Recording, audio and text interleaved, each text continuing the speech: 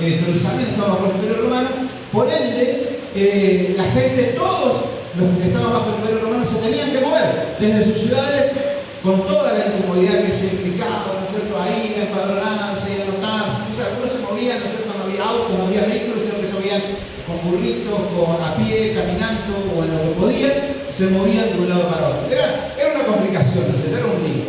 Pero más que lío todavía era para José y para María. ¿Por qué?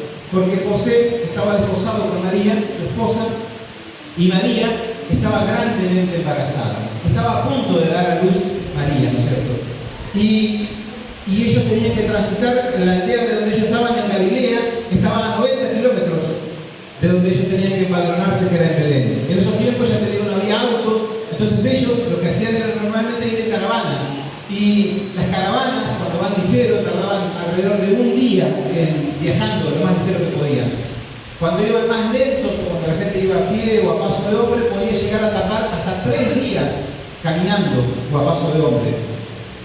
Lo que se cree que José y María no lo hicieron en un día. Es muy probable que lo hayan hecho en alrededor de 3 días. Porque imagínense que José iba con su esposa embarazada y no podía apurar el paso. Es muy probable que ellos hayan ido a paso de hombre, que como lo dibujan en los cuadros, cuando usted vea la historia de José y de María, va a ver que María va sentada en un burrito, como se movían aquellos días, y que José iba guiando el burro, ¿no es cierto?, a paso de hombre por aquellos caminos escarpados, donde había montañas, donde había piedras, donde era difícil cruzar, ¿no es cierto?, y ellos iban en ese tramo. Lo más probable es que hayan viajado solos. ¿Por qué? Porque cuando se unían a alguna caravana o a alguien que estaba viajando, ellos, como iban más lentos, eran quedados atrás.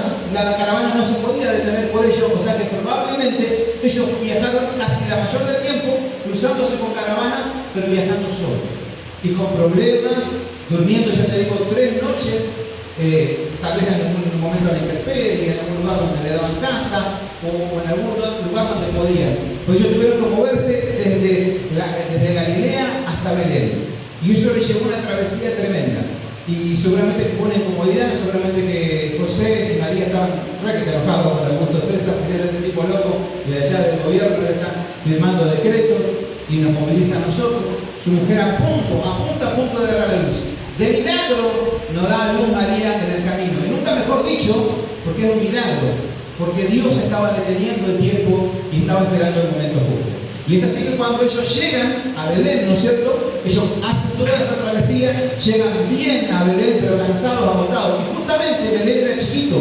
Y como llegan últimos, Belén estaba llena. La ciudad de Belén estaba llena. No había un solo lugar, porque había mucha gente que había sido movilizada para empadronarse. ¿Y quiénes llegaron últimos? María y José. Por eso es que no había lugar para ellos en el mesón. No había lugar para ellos en la casa. A tal punto no había lugar que el único lugar que dijeron, vamos a meterlos en un establo. Y María y José quedan esa noche en un establo.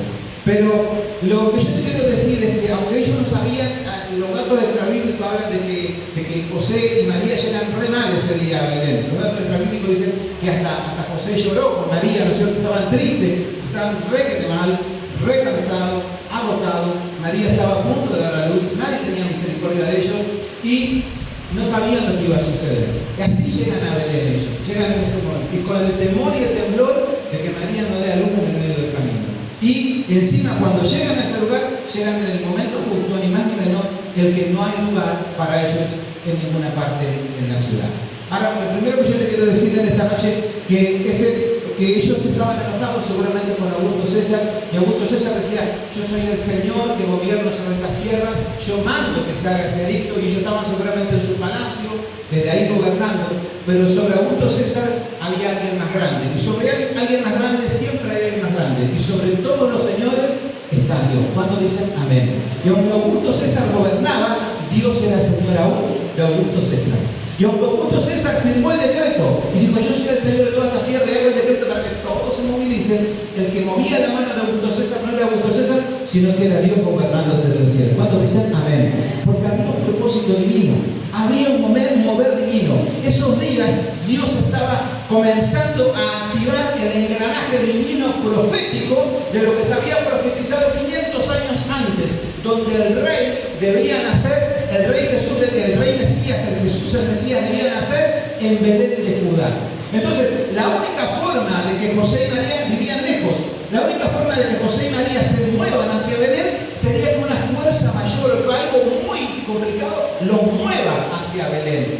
Y Dios utilizó la mano de Augusto César para que el emperador romano dictaminara que ellos se movieran hacia Belén. Pero no era la mano de Augusto César, era la mano de Dios. ¿Cuántos dicen amén?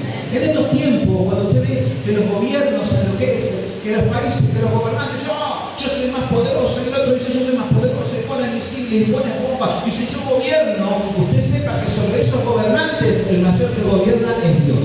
Y aunque ellos muevan su mano, y muevan todo lo que quieran, Dios está manejando los destinos del mundo. ¿Cuántos dicen amén? A veces vamos a sufrir. Yo creo que José y María no entendían eso. Obviamente que ellos estaban sufriendo, ellos estaban pasando esa lucha. Yo te digo, 3 días de camino, con una mujer a punto de dar a luz. Imagínense, nuestros hermanos ahora están acá en Curuzú, a 100 kilómetros, más o menos la misma distancia, pero se fueron en auto, hay complicaciones. Imagínense ir a lomo de burro, ir caminando, con todo lo que eso implicaba, todas las luchas. Yo creo que ellos sufrieron, pero a pesar del sufrimiento, nosotros tenemos que entender que a veces pasamos luchas, a veces pasamos pruebas, pero tenemos que entender que aún en nuestro sufrimiento, aún en lo que no entendemos, aún en las luchas, aún en las pruebas, Dios sigue gobernando. Dios está en control, Dios está en dominio. Y aunque no entendamos lo que Dios está haciendo, nosotros digamos, ay, ¿por qué, Señor? ¿Por qué? Y Dios te dice, confía en mí, que yo te estoy llevando hacia mi propósito divino. ¿Hay alguien que diga amén en esta noche? Por eso es que José y María debían confiar en el propósito divino. Y ese propósito divino los cubrió. No iba a permitir que nada malo les pase en el camino. Sí iban a sufrir, sí iban a tener lucha, pero los niños no iban a ser en el camino. Nadie les iba a hacer daño. Y iban a llegar al destino. Oye, no llegamos tarde. Y Dios dice, no, llegaron justo a tiempo para cumplir el propósito que ellos tenían con su vida.